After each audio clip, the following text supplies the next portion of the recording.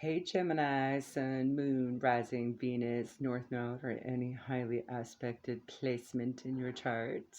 How y'all doing?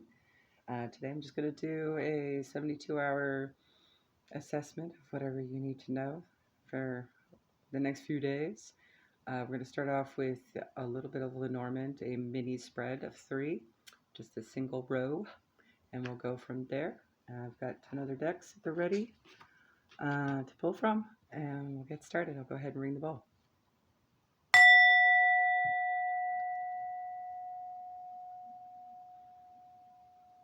All right, so we're starting off with the house, which talks about stability in your foundations. It's also represented by the number 4, same dealio. You're protected as well. And that's exactly how you first begin with this card, is all things good at home, right? And your foundations and stability. You also have the King of Cups there, so you may be dealing with a Cancer, Pisces, Scorpio, a more mature, masculine per se. The next card is 29, breaks down 2 and 11, and it's just the lady, this charming woman with flowers in hand. As with the gentleman, her cards will command. So it's all about this lady. She's the center focal point of this reading. So that could be you, could be somebody in your external. The fortunes revealed once the cards have been placed unveil the fate that destiny traced. And it's also represented by the Ace of Swords, Gemini, Libra, Aquarius. So those could be important signs as well. It's also a new beginning in communication. So perhaps there's some foundational communication about to take place with this King of Cups here. The next card you have is the Key, number 33, breaks down to a 6. And that really talks about perhaps there's something you've been working towards, that you just needed one final piece of the puzzle to complete, right? So it goes, inspiration unlocks the door, solutions are the key, and success and more. Miracles and insight are easy to trace once the final piece tumbles into place, right? So there might be just one little puzzle piece that needs to be showing up, and perhaps that's going to get communicated, and that's why we have a new beginning in communication. That card's also got the 8 of Pentacles on it, which I believe is Virgo energy. So there may be some of that there as well. 8 of Pentacles talks about just working really hard, either being particularly studious or just working tangibly hard. So perhaps whatever is being assembled will have that final piece coming into place. So we'll go ahead and pull from the Keepers of the Light Oracle and see if there's an Ascended Master that has some guidance or clues as to what this could be about and how to manage. All right. Card that came out is the Miriam, Sacred Vision. Choose to forgive in order to heal. See the light in all. Remember that love has no boundaries. Okay. I'll pull one from the Ancestor Spirit Oracle as well. Any more guidance? All right. You have clear your mind, be present, focus, embrace. And we'll go ahead and read from the book on that one. Okay, let's see if there's any other clues, advice. This card reminds you to slow down and take stock of what is important to you right now. That's also what the 8 of Pentacles kind of hints to as well. You may have lost your connection to who and what matters most. So maybe perhaps that's where the forgiveness comes into play too. If there's too much confusion around you, you may lose focus. Try not to get distracted from your values. Be clear about who you are and your immediate needs. Avoid putting your happiness and well-being off for another day. When you are focused, your energy has direction and purpose. Engaging in the moment helps you avoid distractions so you can give your attention to the task or people at hand. Being clear about what is important to you encourages the universe to flow with your intentions and goals. Appreciate the Paraha, that's the tribe that's on the card there. And they're in the Amazon rainforest in Brazil. Embrace their philosophy of living in the here and now. Don't keep looking to the past. Try not to worry about the future and enjoy what you're experiencing in the present. And that's what forgiveness helps you do as well. So there could be some sort of uh, thing in the foundation that may have been rocky in this circumstance, and maybe that final piece is going to come to light. Maybe it's forgiveness. Maybe it's something that simple. We'll see. I'll pull a card from Luminology to get some Diana advice, and you have New Moon in Pisces. Could also be dealing with a Pisces. We did have the King of Cups. Meditate and contemplate. Focus, please. Thank you. All right. Just wanted you to see it up close before we put it afar. I'll go ahead and pull some guidance from the book on that as well. There may be some bits and pieces in there that'll resonate. This card speaks of dreams and romance, of soulmates and poetry. It suggests there's a new start coming your way that's connected to a matter that leaves you feeling somewhere between having your head in the clouds and being in a totally altered state.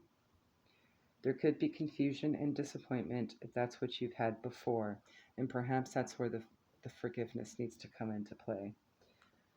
And that's what you're expecting, right? So maybe there's a little hesitation, you know. However, if you're onto a good thing, then wish hard, because the words of your soul and your heart could help bring about the manifestation of your dreams. If all that sounds a little wet and watery, then that's Pisces for you. The fish, the feisty fish. This is the last sign of the zodiac, and the new moon in Pisces card can suggest a last-ditch chance to make your dreams come true. So maybe that's where that final piece comes into play, right? Okay. Use your feelings to guide your way. Logic won't work right now. Face your fears. They may be holding you back. The situation is being healed, so that's good to know. It's time to surrender to the divine. Chant Om Namo Narayana. I can never, ever pronounce those correctly. Om Namo Narayani. Okay. Avoid being deceptive or willingly deceived. Pisces is a sign of reveries and mysteries, or depths of emotion, idealism, and hopeless romantics. It is a sign of water and the unconscious. Its energy is deep, like watery depths. The new moon indicates a time to listen to your feelings and to allow your emotions free rein. Whatever you're feeling as you pull this card is more likely than the truth, unless you've been kidding yourself somehow. And only you know if that's the case or not. Like how this book has a sense of humor. Because sometimes that does happen. My moon is in Pisces. I tend to get that way. All right, so let's get some chakra reading card. Healing advice. I'll also pull from masculine and feminine too to see if there's any other bits and pieces for healing purposes. Maybe to help with this forgiveness aspect. All right. You have number 11. It's Sacral Chakra. Inspiration. Come on, focus. It's a beautiful card. There you go. With that beautiful, beautiful sunset over the ocean, no less. Though I think that might actually be a lake. No different. It's still water, right? So, inspiration will kind of guide you on this one as well. And that's also the card. That's also indicative of dreams and, all the things we just talked about with Pisces. Now let's get some masculine energy here. Thank you, boys. And some feminine, ladies. There we go. All right. I'm going to start with the ladies because we were just talking about that. Oshun, forgiveness popped up. All right. And we have lug, skill, but in the reverse shadow sides. I'm going to put them upright. All right. So maybe what Log is suggesting is that you work on things you already know and maybe expand knowledge on that instead of trying something new, because you do want to kind of like balance out the feeling aspect of things too. All right. Further education, skill, talent, new, old, one, or many. So whatever you've already been working on, keep doing that. The Eight of Pentacles there also, maybe there's a clue in there with that as well when you're working on something that you've already been doing. Maybe there is some sort of healing for forgiveness with that in there somewhere that'll ping for you, right? Oshun. There you are, darling. Love for yourself will free you from agony and hurt with forgiveness. Another great mantra on that is forgiveness is a natural byproduct of healing. All right. Let's get a soul lesson. Let's see if there's anything else we need to be aware of. Ooh, wow, that popped out. Quick. And we have envy. I am the same as everybody, but with different challenges. So that's a good perspective to have in this case when you're dealing with some sort of, maybe something that you've had conflict with before that requires forgiveness, right? And I am feeling we should probably pull from the animal spirit guides in case there's some signs of synchronicity you need as a clue as to when this is going to pop in, if it hasn't happened already. And I'll also pull from Isis as well. And Frida. Since we got inspiration on the board, there might be something that you're laborious about that's creative. All right. So the animal that popped up is the peacock. Let yourself stand out and be noticed. Can you see that? Okay. All right, good. Let's get Frida on board. Get a couple from her short messages.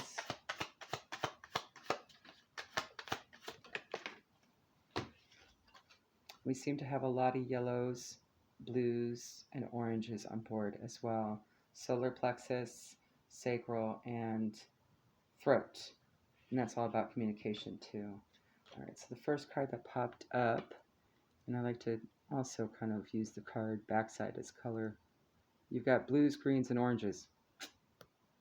Green is also your heart chakra. There we go, finally focused. All right, don't play wishy-washy. Paint the world with your clarity and create with clear ideas about love. This one's got a lot of yellow, even brown. That might hint at some grounding need.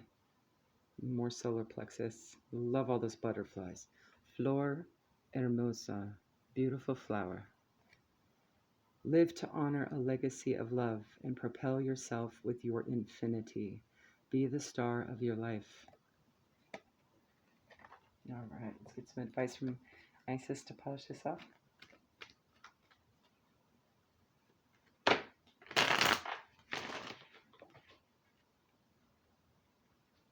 All right, darling, gorgeous, beautiful Isis. Here we go. That's the back side. Your blue for your throat chakra as well. Temple of Lapis Lazuli. So that may be a crystal you might want to work with or learn about. Maybe there might be some hints as to healing and forgiveness in that. Your soul is very ancient and holds the wisdom of star peoples from civilizations with unique high vibrational awareness that can help humanity transition from a culture based in fear to a love-based community. You are here on this planet to be you to the fullest extent possible. Then you will help heal human culture so that the planet may thrive. And it would appear whatever's coming in might actually be a soul-driven purpose connection of sorts. Could be anything. Could just be work, some kind of tangible thing, as well as communication. So you'll know what that is if this resonates for you, okay? All right, Gemini, if that resonated, go ahead, follow any of your other placements for further insights. All right, bye.